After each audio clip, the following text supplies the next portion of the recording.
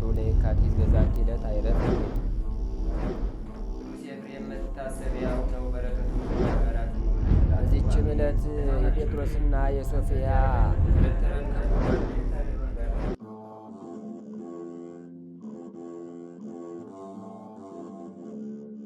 በስመ አብ ወወልድ ወመንፈስ ቅዱስ አሐዱ አምላክ አማስሩ ወሰብኡ ለጥቅምት በዛቲ ዕለት ኮነ ሰማዕተ ቅዱስ ፊልዮስ ኤጲስቆጶስ ዘሀገረ ቀምስ። አምድ አምላክ በሚሆን በአብ በወልድ በመንፈስ ቅዱስ ስም ጥቅምት 17 በዚች ቀን የሀገረ ቀምስ ኤጲስቆጶስ ቅዱስ ፊልያስ በሰማዕትነት አረፈ። ይህንንም ቅዱስ በመኮንኑ ቁልቁልያኖስ ዘመን ወደ ፍርድ አደባባይ ያቀረቡት። ቁልቁልያኖስም ለአማልክት ሰዋ አለው። ፊልያስም እኔ ከብቻው እግዚአብሔር በቀር ለአማልክት አልሰዋም አለ። ቁልቁልያኖስም እግዚአብሔር ምን አይነት መስዋዕት ይሻል አለ። ፊልያስም ቅን ትሑት የሆነ ንጹሕ ልቡናን፣ እውነተኛ ፍርድን፣ ቁም ነገርን እንዲህ ያለ መስዋዕትን እግዚአብሔር ይወዳል አለው። ቁልቁልያኖስም የምትጋደል ስለ ነፍስ ነው ወይ ስለ ስጋ? ፊልያስም ስለ ነፍስና ስለ ስጋ ነው፣ እነርሱ በአንድነት ይነሳሉና አለ። ቁልቁልያኖስም የምትወዳት ሚስት፣ የምትወዳቸው ልጆች ወይም ወንድምና ዘመድ አለህን አለው። ፊልያስም ከሁሉም የእግዚአብሔር ፍቅር ይበልጣል አለ።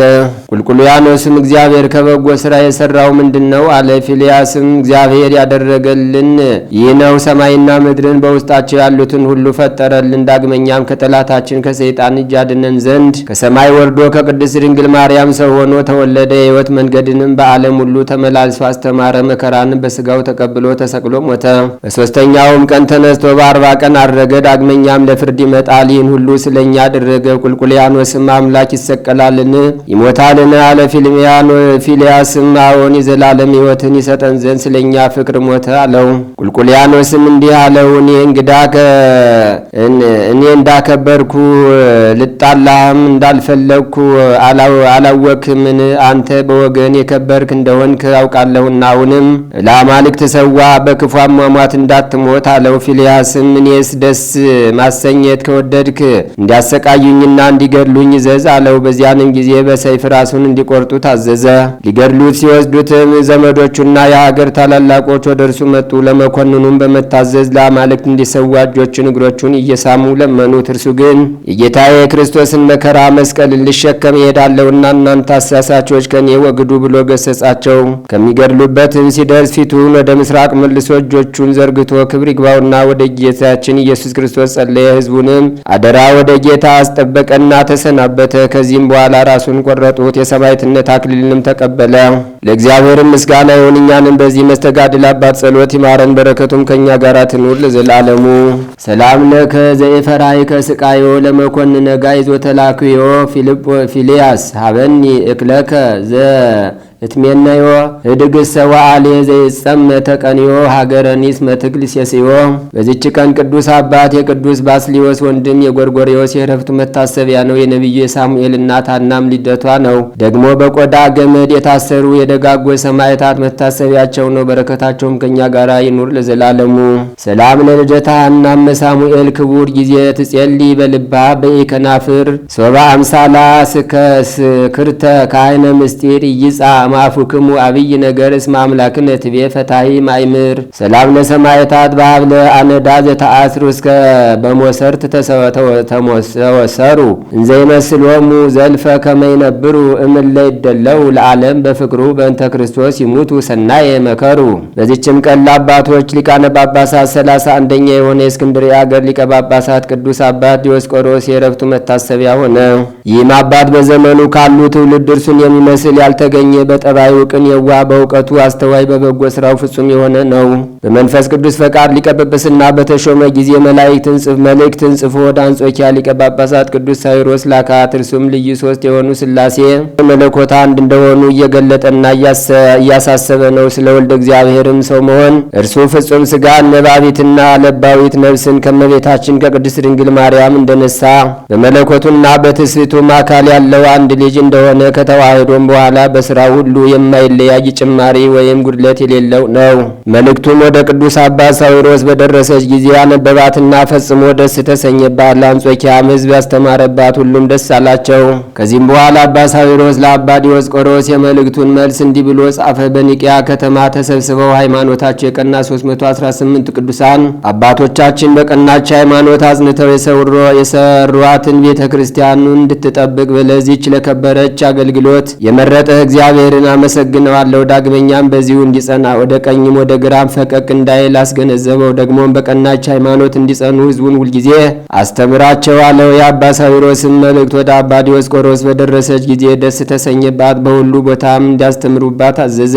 ይህም አባት ሕዝቡን ሁልጊዜ የሚያስተምራቸው ሆነ። ሁልጊዜም ቅዱሳት መጻሕፍትን በማንበብ ያስተምራቸዋል። ኤጲስቆጶሳቱንና ካህናቱንም መንጋዎቻቸውን ስለመጠበቅ ያዛቸዋል። መልካም አገልግሎትንም ደርሶ እግዚአብሔርን ደስ አሰኝቶ አረፈ። ለእግዚአብሔርም ምስጋና ይሁን፣ እኛንም በዚህ አባት ጸሎት ይማረን፣ በረከቱም ትድረሰን ለዘላለሙ። ሰላም ለከ ዲዮስቆሮስ ክሳደ አለውት ሰያፊ ወባጸቃል ነዳፊ ሃይማኖተ ስሉስ ቅዱስ ለማይምናን ታውፊ ለነፍሴ አመጻታ ማዓለም ኃላፊ በመንግስተ ሰማይ በላ ምስሌ አይረፊ። በዚችም ቀን የዲያቆናት አለቃ የሰማዕታት መጀመሪያ የሆነ ቅዱስ እስጢፋኖስ ለተሾመባት ቀን መታሰቢያ ናት። በጸሎቱም የምትገኝ በረከቱ ከኛ ጋር ትኑር ለዘላለሙ። ሰላም ለእስጢፋኖስ እንተነጸረ በአይኑን ዘወልድ ይነብር ለአብ ውስተ የማኑ ከመናኖታዊ ጠቢብ አዳፊ ሐመር በኪኑ ባይረ መጻሕፍት አመጸበተት ልሳኑ ተቃውሞቶ መዋግድ ስኑ። አንድ አምላክ በሚሆን በአብ በወልድ በመንፈስ ቅዱስ ስም ጥቅምት 18 በዚች ቀን ለአባቶች ሊቃነ ጳጳሳት 23ኛ የእስክንድርያ ሊቀ ጳጳሳት የከበረ አባት ቴዎፍሎስ አረፈ። በዚችም ቀን ክርስቲያኖችን ባሳደደ በመኮንን አስቅልጵያኖስ ዘመን የከበረ መነኮስ ሮማኒዎስ በሰማዕትነት አረፈ። በዚችም ቀን የሰማዕት ዮሐንስ፣ የአድራኒ፣ የአርቴማዎስ፣ የአርስጦስ፣ የሉዲኖስ፣ የአስማኒትና የሰባቱ ልጆቿ መታሰቢያቸው ነው። በረከታቸውም ከኛ ጋር ትኑር ለዘላለሙ። ዛቅረብኩ ማይሌታ ዘኪርያ ይላፈም ለተጸምዱ ከዘልፈለላ አነብቶ ከዘነዴቴ መጽሐፈን ተረሰይ ከግዚኦ ጸዲቀ መበለት ኩፈ መላቡ ቡላን ዘተርፈ ነቢያት ቅዱሳን ሐዋርያት ሰባኪያን ሰማዕታት ጻድቃኑ መላእክት ጓን ደናግል አድዩ መነኮሳት ኢራን ባርኩ ጉባኤ ዛቲ መካን እስከ አረጋዊ ሊቆን ወሰጻል ለዘጻፎ በክርታስ ወለዛ ጻፎን ዘይደርስ ወለዛ አንበቦ ለዘተርጎሞ በልሳን አዲስ ወለዘ ሰማ ቃሎ በዝነ መንፈስ በጸሎተሙ ማርያም አራቂተ ኩሉም ባይስቡረ የማህረነ ኢየሱስ ክርስቶስ።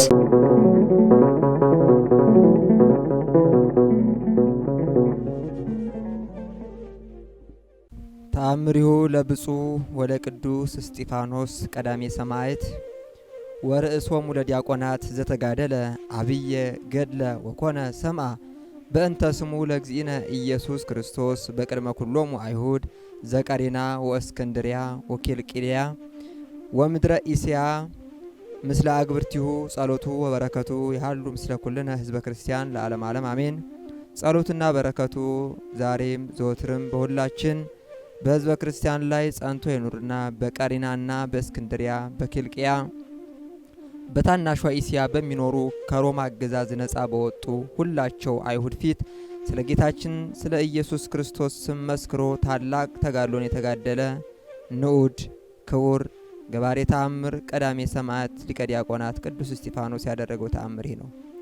ጌታችንና መድኃኒታችን ኢየሱስ ክርስቶስ ለሁላቸው ቅዱሳን ሐዋርያት ወደ ዓለም ሁሉ ሂዱ፣ ወንጌልን ለፍጥረት ሁሉ ስበኩ፣ ታላቅ ምልክትም ይደረግላችኋል፣ በስሜ የሚያምኑትን ሁሉ ትፈውሳላችሁ፣ ብዙዎችም ይፈውሷችኋል ብሎ እንደነገራቸው የተመረጡ ጻድቃን ሰማዕታት የቀዳሜ ሰማዕት ሊቀ ዲያቆናት ቅዱስ እስጢፋኖስም አምላክ እግዚአብሔር በወዳጆቹ ቅዱሳን አድሮ የሁላቸው ቅዱሳን ወዳጆች ጥላቸው ያረፈባቸው የልብሳቸው ዘርፍ የነካቸው ድውያን ህሙማን ሁሉ የፈወሳቸውና ከዚህ አስቀድሞ ያልታየና ያልተሰማ ድንቅ ነገር በንዑድ ክቡር ቀዳሜ ሰማዕት ሊቀ ዲያቆናት ቅዱስ እስጢፋኖስ መካነ ጸበል ተደረገ።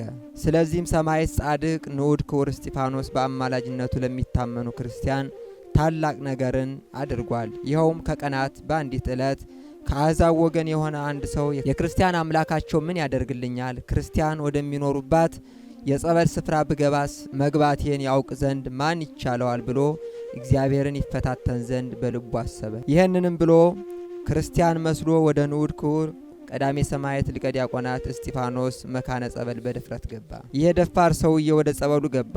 በገባም ጊዜ ድንገት ያፈራግጠው ወደ ታችና ወደ ላይ ያንከባለው ጀመር። በታላቅ ቃልም የክርስቲያን ወዳጅ ቅዱስ እስጢፋኖስ ሆይ እባክህ ዘንልኝ፣ እንደዚህ መድፈርን እንዳልደግምም በአምላክህ በእግዚአብሔር ስም እምላለሁ።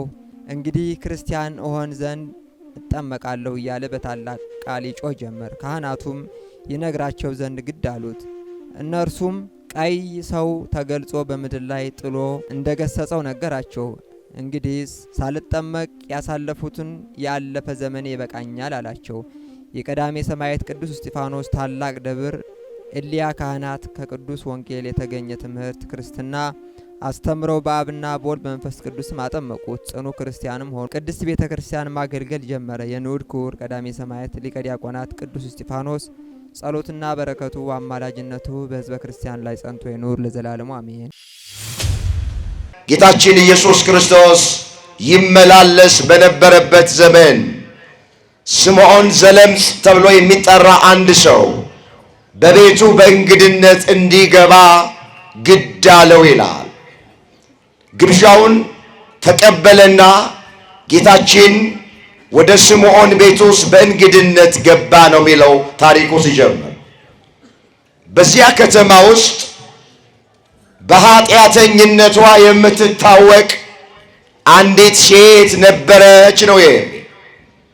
የዚች ሴት መታወቂያዋ ኃጢአተኝነቷ ነው።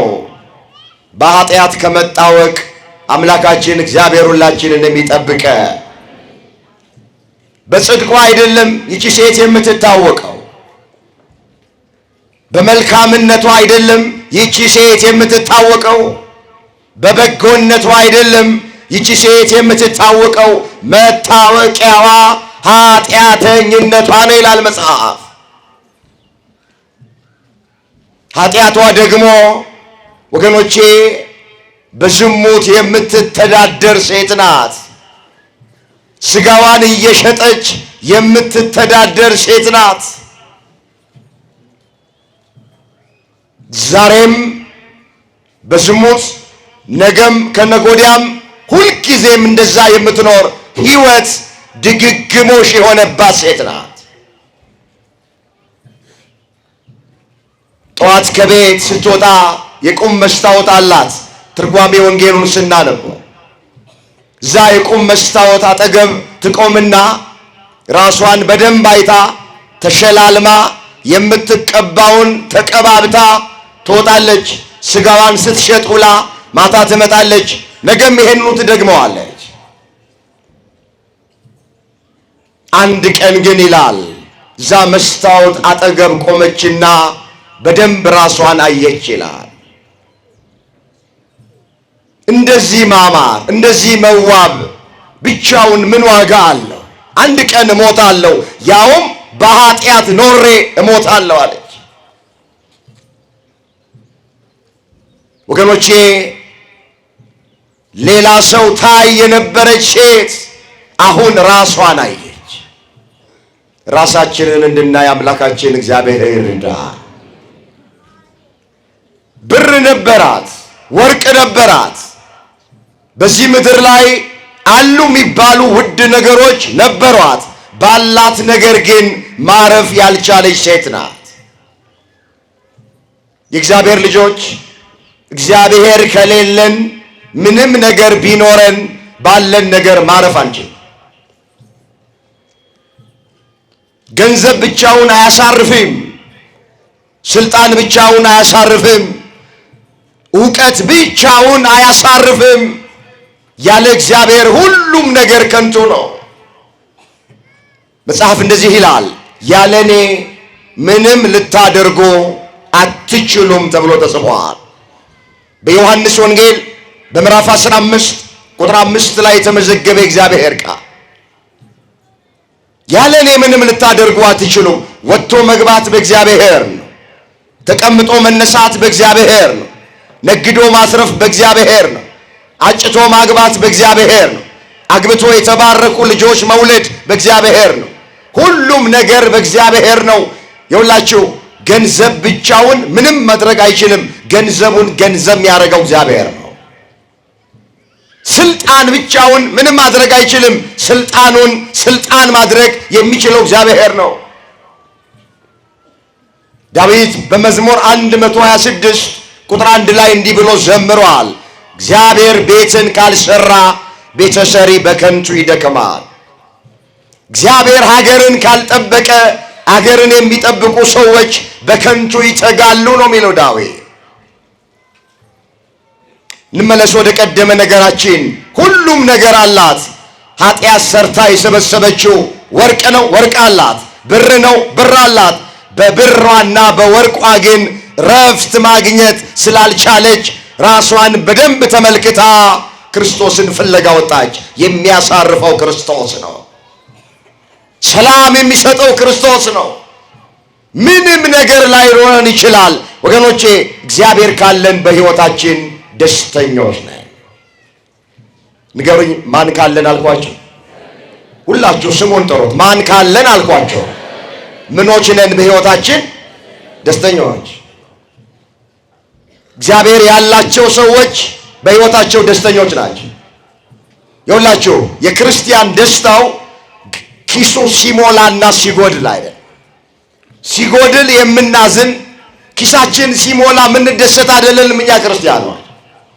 በባንክ ቤት ያለው ዲጂቱ ሲጨምር የምንደሰት፣ በባንክ ቤት ያለው ገንዘባችን ደግሞ ሲያሽቆለቆል የምናዝን አይደለም።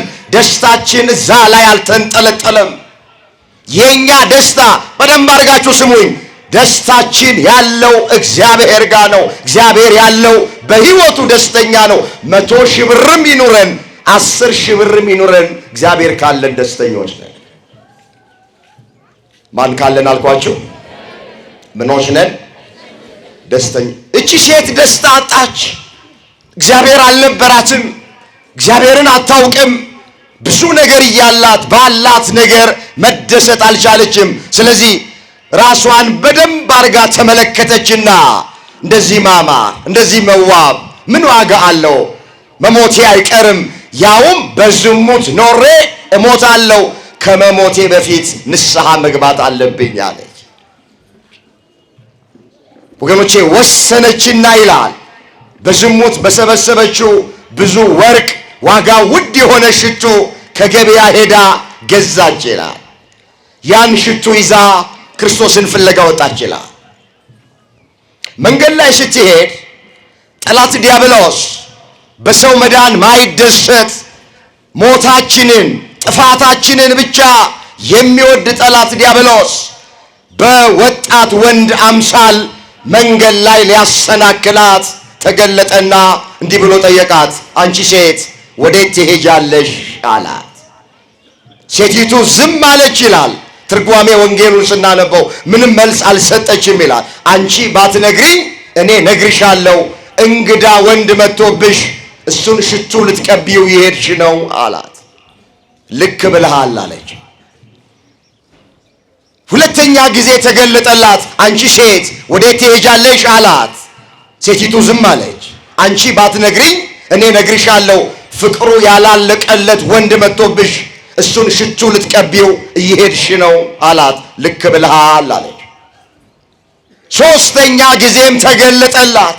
አንቺ ሴት ወዴት ትሄጃለሽ አላት። ዝም አለች ሴቲቱ። በጥቂት ድካም ብዙ ዋጋ የሚከፍል ሰው መጥቶብሽ ወደሱ ሽቱ ልትቀቢው ትሄጃለሽ። ልክ ብለሃል አለች። አንዴም ሁለቴም ሶስቴም ልክ ብለሃል አልሽኝ፣ ትክክለኛው የቱ ነው አላት። እንግዳ ወንድ መጥቶብሻል ያልከኝ ለዚህ ዓለም እንግዳ የሆነ ጌታ መጥቶብኛል አለች። ፍቅሩ ያላለቀለት ወንድ መጥቶብሻል አልከኝ፣ ፍቅር ከዙፋኑ አውርዶት የሰው ልጆችን ለማዳን የመጣ ጌታ አለ። አዎ በጥቂት ድካም ብዙ ዋጋ የሚከፍል ላልከኝ በጥቂት ትሩፋት ብዙ በረከት የሚሰጥ ጌታ ኢየሱስ ክርስቶስ መጥቶብኛልና እሱን ሽቱ ልቀባው እየሄድኩ ነው ብላ ስሙን ስትጠራ እንደ ጢስ በኖ እንደ ጉምተኖ ጠፋላት። ዘላ ስምዖን ቤት ውስጥ ገባች ይላል።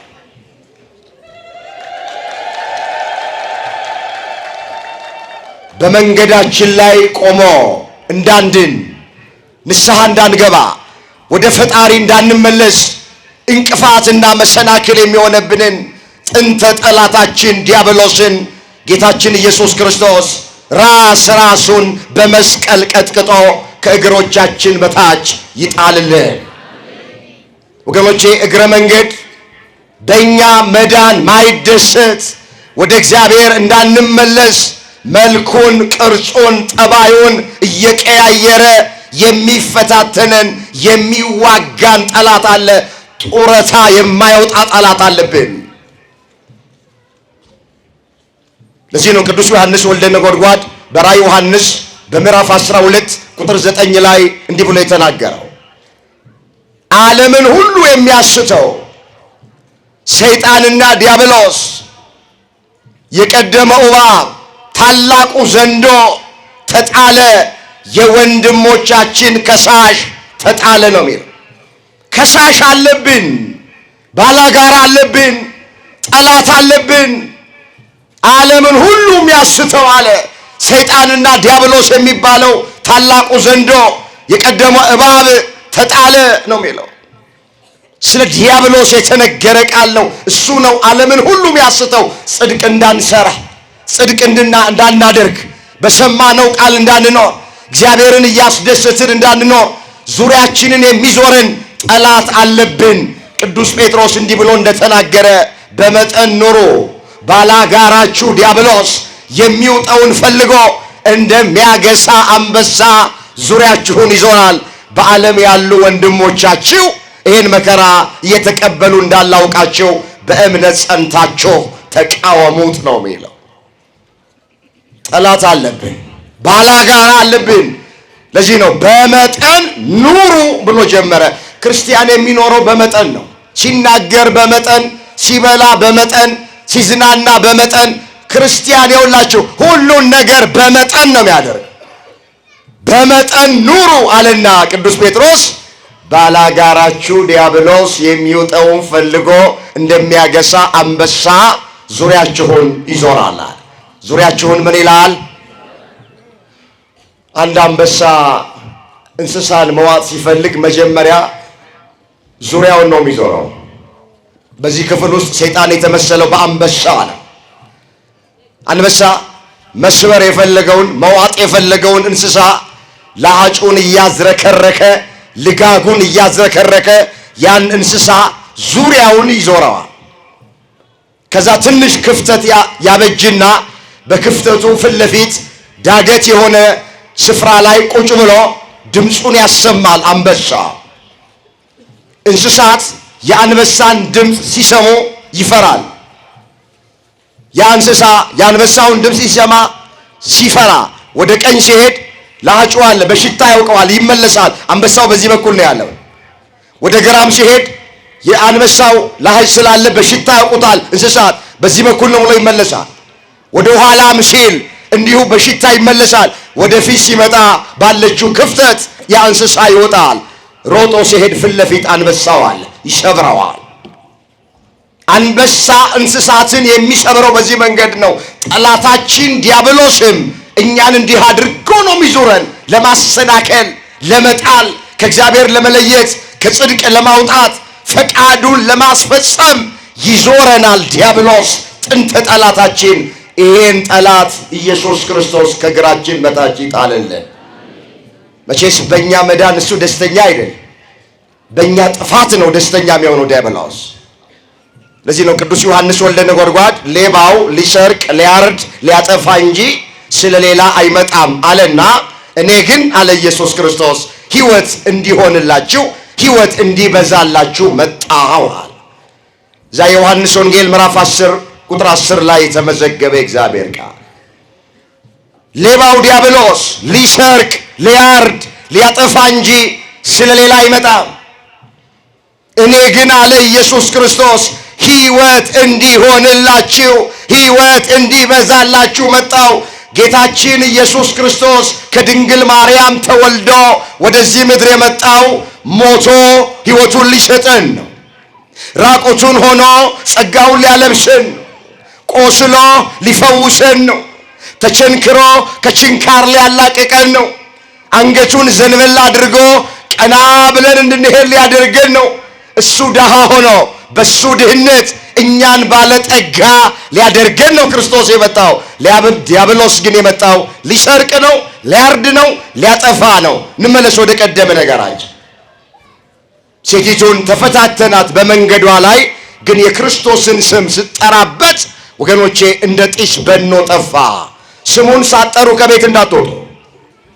ስሙ ኃይል አለው። ስሙ አሸናፊ ነው። መጽሐፍ የእግዚአብሔር ስም የጸና ግንብ ነው፣ ጻድቅ ወደሱ ሮጦ ከፍ ከፍ ይላል ይላል። እስኪ ይህን ቃል አብረን እንበለው። የእግዚአብሔር ስም በሉስ፣ ጥሩት ስሙን። የእግዚአብሔር ስም የጸና ግንብ ነው፣ ጻድቅ ወደሱ ሮጦ ከፍ ከፍ ይላል። ወገኖች የእግዚአብሔር ስም አሸናፊ ስም ነው። የእግዚአብሔር ስም ከስሞች ሁሉ በላይ የሚበልጥ ስም ነው።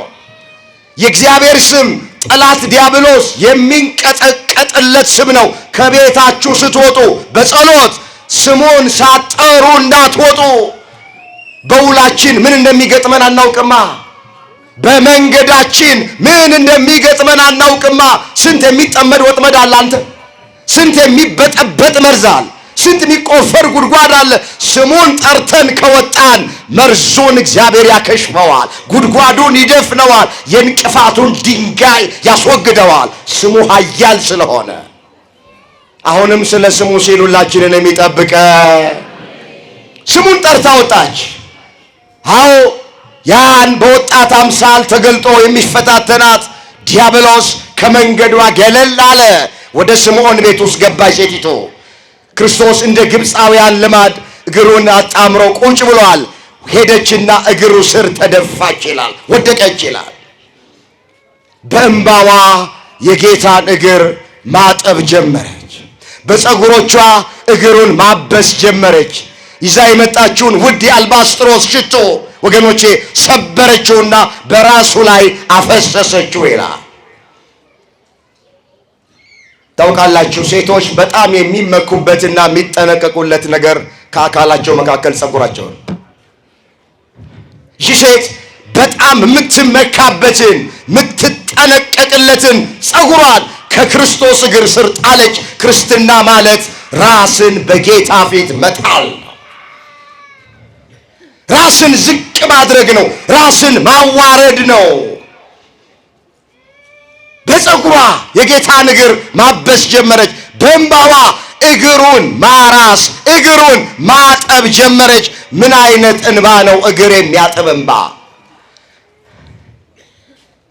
እኛ አንዳንዶቻችን ትንሽ ዘለላ እንባ ማፍሰስ አቅቶናል፣ ስለ ኃጢአታችን፣ ስለ በደላችን፣ ስለ መተላለፋችን። እቺ ሴት ግን በእንባዋ እግሩን አጠበች ነው የሚለው። አምላካችን እግዚአብሔር የንስሐ እንባ ለሁላችንም ይስጠን። ይኸውላችሁ በደንብ አድርጋችሁ ስሙኝ። ባለማስተዋል ሆነን ከምንጸልየው ብዙ ጸሎት ይልቅ አንዲት ዘለላ እንባ በእግዚአብሔር ዘንድ ኃይል አላት። ልባችን ተከፋፍለው ሳናስተውል በልምድ ከምንደግመው 150 ዳዊት አንዲት ዘለላ እንባ በእግዚአብሔር ዘንድ ኃይል አላት። እንባ የኃጢአትን ተራራ ትንዳለች። እንባ መንበረ ጸባዖት ትደርሳለች። እንባ ግዳጅን ትፈጽማለች። የራሔል እንባ ነው ፈርዖንና ከነሰራዊቱ በኤርትራ ባህር ያሰጠመው።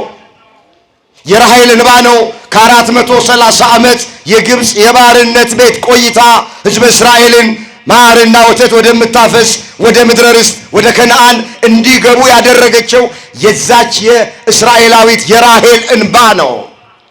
አልቃሾች አሸናፊዎች ናቸው። የሚያለቅሱ ሰዎች ከእግዚአብሔር ዘንድ የወደዱትን ያደርጋሉ። እግዚአብሔር የሚሸነፈው በእንባ ነው። የሚያለቅስ ሰው ወገኖቼ እንዳለቀሰ አይቀርም። አንድ ቀን እንባው ይታበስለታል። እግዚአብሔር እንባችንን ያብስልን። መጽሐፍ የሰራዊት ጌታ እግዚአብሔር ከዓይን ሁሉ ላይ እንባን ያብሳል ተብሎ ተጽፏል። ኢሳይያስ 25 ቁጥር 8 ላይ እስኪ አብረን እንበለው ይሄንን ቃል። የሰራዊት ጌታ በሉ እስኪ እግዚአብሔር ከዓይን ሁሉ ላይ እንባን ያብሳል። እንባን ምን ይላል? እንባን የሚያብሰው ማን ነው? ሰዎች እንባችንን ላይመለከቱልን ይችላል። ሰዎች ጩኸታችንን ላያደምጡን ይችላል። ነገር ግን እግዚአብሔር እንባ አባሽ አምላክ ነው። እቺ ሴት በጌታ እግር ስር ወደቀች፣ እንባዋን አፈሰሰች። ስለ ኃጢአቷ ነው የምታነባው። ውድ የሆነውን ሽቶ ሰበረች፣ ቀባችው። በፀጉሯም እግሩን ታብስ ጀመረ። ስምዖን የሚባለው ክርስቶስን በእንግድነት የተቀበለው አያትና እንዲህ አለ፣ በልቡ ነው ይላል፣ እቺ ኃጢአተኛ ሴት ናት፣ እንዴት ከእግሩ ስር ስትሆን ዝም ይላታል? የእግዚአብሔር ልጅ ነኝ ይላል፣ ነቢይ ነኝ ይላል። ማንነቷን አያውቅም ማለት ነው። ኃጢአተኛ እኮ ናት። በኃጢአተኝነቷ የታወቀች ማህበረሰቡ በሙሉ ጀርባውን የሰጣት የተጸየፋት ናት ብሎ በልቡ ያስብ ጀመረ። ልብ ያስበውን ኩላሊት ያጤሰውን የሚያውቅ ጌታ ስምዖን አለው፣ ምጠይቅ ጥያቄ አለኝ አለው። አንድ አበዳሪ ሁለት ተበዳሪዎች ነበሩት። ለአንዱ 500 ዲናር ለአንደኛው 50 ዲናር አበድረው፣ ነገር ግን ከሰሩ፣ መክፈል አልቻሉም ብድራቸውን። ለሁለቱም ምሕረት አደረገላቸው። አብልጦ የሚወደው የትኛውን ይመስልሃል አለ። 500 ዲናር የተወለትን ይመስለኛል። እችን ሴት ታያታለህ አለ ክርስቶስ። እኔ በአንተ ቤት በእንግድነት ከገባውበት ሰዓት ጀምሮ ለእግሬ ውሃ አላቀረብክልኝ፣ እሷ ግን በእንባዋ እግሬን እያጠበች ነው አለ። እችን ሴት ታያታለህ። አንተ ቤት እኔ በእንግድነት ከገባውበት ሰዓት ጀምሮ አዎ ማበሻ ጨርቅ አልሰጠኸኝም፣ እሷ በፀጉሯ እግሬን እያበሰች ነው። አንተ ዘይት አልቀባህኝም፣ እሷ ዋጋ ውድ የሆነ የአልባስጥሮስ ሽቶ ይዛ መታ ቀብታኛለች። ብዙ ወዳኛለችና ብዙ ኃጢአቷን ይቅር ብያታለሁ። አንቺ ሴት ኃጢአትሽ ተሰርዮልሻል፣ በሰላም ወደ ቤትሽ ሂጂ አላት። ክብር ምስጋና ለአምላካችን ለእግዚአብሔር። ስምዖን ተጸየፋት፣ ክርስቶስ ሳይጸየፋት ተቀበላት። የሁላቸው ከየትም እንምጣ መቼም እንምጣ እግዚአብሔር የሚፈልገው መምጣታችንን ነው። እስካሁን የት ነበርክ፣ እስካሁን የት ነበርሽ አይልም። ማንንም ሰው እግዚአብሔር አይጸየፍም። በዚህ በኦሪት ዘሌዋውያን ምዕራፍ 26 ቁጥር 12 ላይ ነፍሴ አትጸየፋችሁም ይላል የሰራዊት ጌታ እግዚአብሔር ተብሎ ተጽፏል።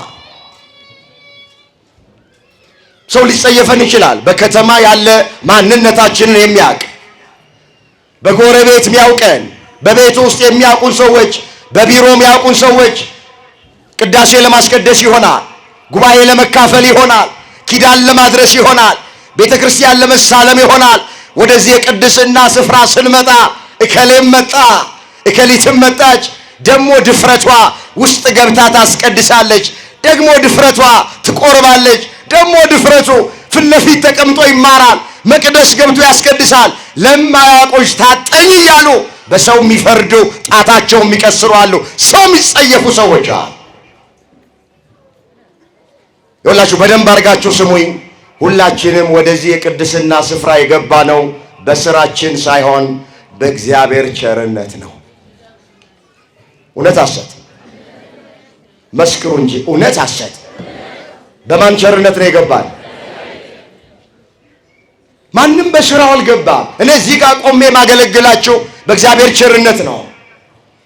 መቅደስ ገብተን ተንሱ ጸልዩ ብለን ብንቀድስ፣ እዚህ ጋር ቆመን ብንሰብክ፣ ብንዘምር፣ መርሃ ግብር ብንመራ፣ ምዕመናን እናንተም ጠዋት ማታ ወደ መቅደሱ ብትገሰግሱ ከሁላችንም ጽድቅ ተገኝቶብን አይደል፣ በጎነት ተገኝቶብን አይደል፣ ለእግዚአብሔር ተመችተ ነው አይደለም። እግዚአብሔር በምህረት በይቅርታ ነው ወደ ቤቱ ያስገባል። ዳዊት ምን አለ? አቤቱ አለ ኃጢአትንስ ብትጠባበቅ ኖሮ ከፊትም አይቆም ነበረ፣ ይቅርታ ግን ካንተ ዘንድ ነው አለ። እዚህ መዝሙር 129 ቁጥር 3 ላይ የተመዘገበ ቃል ነው። እስኪ ይህ ቃል ልባችን ላይ እንዲጻፍ አብረን እንበለው። አቤቱ በሉ እስኪ ኃጢአትንስ ብትጠባበቅ ዘንድ ነው። ይቅርታ ከማ ዘንድ ነው? ይቅር ተብለን ነው የገባ ነው። ምህረት ተደርጎልን ነው የገባ ነው እንጂ ጨለማን ተገን አድርገን የሰራነውን ኃጢአት እግዚአብሔር ቢጠባበቅ ኖሮ ማን ከፊቱ ይቆም ነበር? ደጃፍ ዘግተን ሰው አየኝ አላየኝ እያል የሰራነውን ኃጢአት አካባቢ ቀይረን፣ ሰፈር ቀይረን፣ መንደር ቀይረን የሰራነውን ኃጢአት እግዚአብሔር ቢቆጥርብን ቢጠባበቅብን ኖሮ ማን እዚህ የቅድስና ስፍራ ይቆማል? የሁላችሁ ነጭ አልብሶ በፊት ለፊቱ ያስቀመጠን የእግዚአብሔር ምሕረት ነው። አመስግኖት። ክብር ምስጋና ለስሙ ይሁን። ስምዖን በሴቲቱ ላይ ፈረደ። ይገርማችኋል፣ እሱ ራሱ እኮ ኃጢአተኛ ነው። ስምዖን ዘለምጽ ነው የሚባለው። በዚያን ዘመን ለምጽ የኃጢአት ምሳሌ ነው። እሱ ኃጢአተኛ ነው፣ ግን ኃጢአተኛዋን አይወዳትም። በጣም እኮ ይገርማል። እኛ ብዙዎቻችን ኃጢአተኞች ነን፣ ግን ኃጢአተኞችን አንወዳቸው። የእግዚአብሔር ደግሞ ተቃራኒ ነው። እሱ ጻድቀ ባህሪ ነው። እሱ ንጹሕ ነው። እቀደስ ኃይል ቅዱስ ነው። አከብር ኃይል ክቡር ነው። ነገር ግን እኛን ኃጢአተኞችን ይወደናል እግዚአብሔር። እኛ ኃጢአተኞች ሆነን ኃጢአተኞቹን አንወዳቸውም። እግዚአብሔር ግን ንጹሕ ሆኖ ቅዱስ ሆኖ ጻድቅ ሆኖ እኛን ኃጢአተኞችን ይወደናል። አመስግኑት። ክብር ምስጋና ለስሙ ይሁን። ወደዚህ ምድር የመጣው ኢየሱስ ክርስቶስ ጻድቃንን ፍለጋ አይደለም። ኢየሱስ ክርስቶስ ወደዚህ ምድር የመጣው ኃጢአተኞቹን ፍለጋ ነው። በዚህ በማቴዎስ ወንጌል ምዕራፍ 9 ቁጥር 11 ላይ በሽተኞች እንጂ ጤነኞች ባለመድኃኒት አያስፈልጋቸውም፣ ኃጥአንን እንጂ ጻድቃንን ፍለጋ አልመጣሁም ብሎታል። ከድንግል ማርያም ተወልደው ኢየሱስ ክርስቶስ ወደዚህ ምድር የመጣው ጻድቃንን ፍለጋ አይደል። እኛ ኃጢአተኞቹን ፍለጋ ነው የመጣው። የጠፋውን ፍለጋ ነው የመጣው። የባዘነውን ፍለጋ ነው የመጣው። 99ኙን በጎች ትቶ የጠፋውን አንድ በግ አዳምን ፍለጋ ነው የመጣው። ምን አይነት የሚገርም እረኛ ነው! መጽሐፍ እንደዚህ ይላል፣ አንድ እረኛ 100 በጎች ነበሩት ይላል። ከ100 በጎች መካከል አንዱ በግ ጠፋበት። 99ኙን በዱር በምድረ በዳ ተዋቸውና የጠፋውን አንድ በግ ፍለጋ መጣ። ባገኘው ጊዜ በትከሻው ላይ ተሸከመው፣ ካልጠፉት ከ99ኙ ጋር ደመረው ይላል። የጠፋውን በግ የፈለገ ወገኖቼ፣ እረኛችን መልካሙ እረኛ ቸር እረኛ ኢየሱስ ክርስቶስ ነው። 99 በጎች የተባሉት 99ኙ ነገደ መላእክት ናቸው። የጠፋ በግ የተባለ የሁላችን አባታችን አዳም ነው። ያረኛ 99 በጎች ስላሉኝ አንድ ቢጠፋብኝ ምን ችግር አለ ብሎ አላለም። የጠፋውን አንድ በግ ፍለጋ ወጣ። በቆሙ ስታዩት ስግብግብ እረኛ ይመስላል። አሁን ብዙዎቻችን 99 እያለው አንድ ጠፋ ብሎ እንዴት 99ኙ ለአውሬ ትቶ ምድረ በዳ ትቷቸው ፍለጋ ይወጣልናለን። ግን ይኸውላችሁ በማናችንም ጥፋት እግዚአብሔር ደስተኛ አይደለም።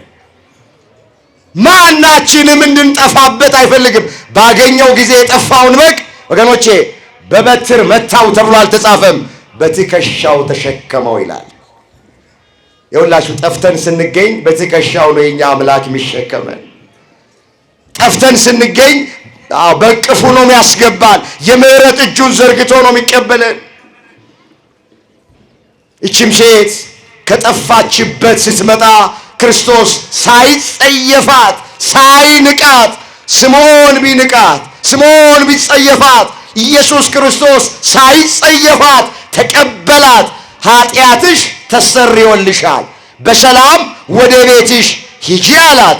ታሪኳ ተቀየረ፣ ነገሯ ተገለበጠ፣ ኃጢአቷ ተደመሰሰ። ምህረት፣ ይቅርታ፣ ስርየት አገኘች። ደስ እያላት አፏ በሳቅ ከንፈሯ በእልልታ ተሞልቶ አዝና መታ ተደስታ ሄደች። እግዚአብሔር የተመሰገነ ይሁን። የሰማነውን በልቡናችን ይጻፍብን። ከቅዱሳን በረከት ረድኤት ያሳትፈን። ሰዓተ ሌሊቱን ባርኮ ቀድሶ በሰላም ያሳደረን አምላክ ሰላም ቀን ያውለን። ለዓለም ሕዝብ ሁሉ ምሕረት ቸርነት ያወርድልን። ንቁ የኦርቶዶክስ ተዋሕዶ የጸሎትና የንስሐ መርከብ ማኅበርተኞችን ይጠብቅልን። አቡነ ዘበሰማያት ይትቀደስ ስምከ ትምጻእ መንግሥትከ ወይኩን ፈቃድከ በከመ በሰማይ ከማሁ በምድር ሲሳየነ ዘለለ ዕለትነ ሀበነ ዮም ወኅድግ ለነ አበሳነ ወጌጋየነ ከመ ንሕነኒ ንኅድግ ለዘአበሰ ለነ ኢታብአነ እግዚኦ ውስተ መንሱት አላ አድኅነነ ወባልሐነ እምኩሉ እኩይ እስመ ዚአከ ይእቲ መንግሥት ኃይል ወስብሐት ለዓለመ ዓለም። በሰላመ ቅዱስ ገብርኤል መልአክ ወእግዝእትየ ማርያም ሰላም ለኪ ድንግል በኅሊናኪ ወድንግል በሥጋኪ እም እግዚአብሔር ጸባኦት ሰላም ለኪ ብሩክት አንቲ እምአንስት ወብሩክ ፍሬ ከርስኪ ተፈሥሒ ፍሥሕት ምልዕተ ጸጋ እግዚአብሔር ምስሌኪ ሰአሊ በጸልይ ምህረት በፍቅር ወልድኪ ኢየሱስ ክርስቶስ ከመ ይስረይ ለነ ኃጣውኢነ ተማኅፀነ ብኪ ኦ እግዚእ ኢየሱስ ክርስቶስ ስረይ ኃጢአትየ ወኃጢአተ ኩሉ ሕዝብ ከማይሠራ ኃጢአት እግዚአብሔር ይፍታ። ንቁ ሚዲያ ለተመልካቾቹ ከሚያደርሳቸው ዕለታዊ ሳምንታዊና ወርሃዊ ዝግጅቶች መካከል የየዕለቱን ስንክሳር ወርሃዊና ዓመታዊ የቅዱሳን ገላትና ድርሳናትን በኢትዮ ማህበር የዩቲዩብ ቻናል ያቀርባል። የየዕለቱን ስንክሳር ባሉበት ሆነው በማድመጥ እንዲሁም ወርሃዊና ዓመታዊ የቅዱሳንን ዜና ሕይወታቸውን በማድመጥ ከቅዱሳኑ በረከትና ረድኤት እንዲያገኙ ንቁ ሚዲያ የሁል ጊዜ ምኞቱ ነው። በየዕለቱ የሚለቀቁ ዜና ቅዱሳንን ላይክ፣ ሼር እና ሰብስክራይብ በማድረግ አገልግሎቱን ይደግፉ። ንቁ ሚዲያ ርቱ የቤተ ክርስቲያን ልሳን